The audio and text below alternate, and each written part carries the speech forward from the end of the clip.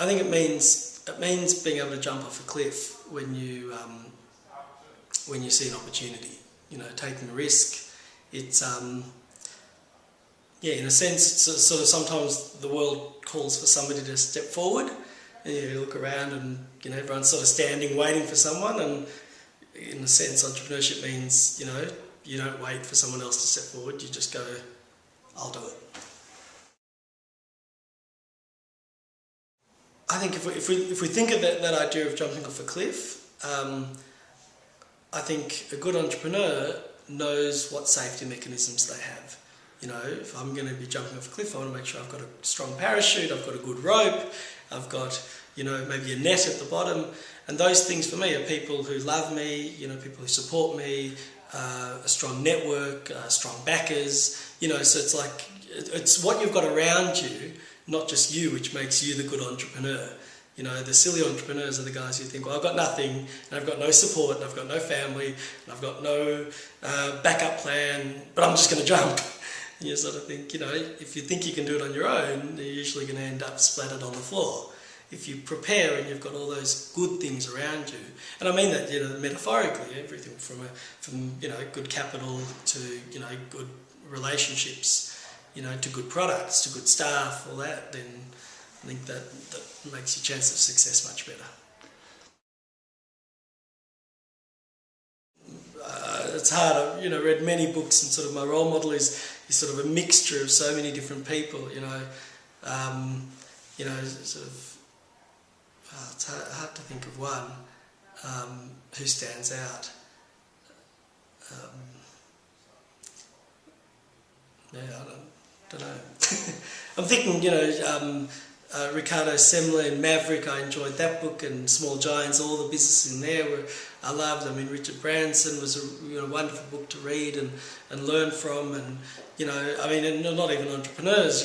John Monash, who was a wonderful Australian who was remarkable. I think I just read recently Andrew Carnegie, who's a very ancient entrepreneur from 1800s. Which was remarkable and inspirational. So I guess it's, read about all these different people from all different walks of life, meld them into one, and sort of go, okay, well, how do I take the best elements?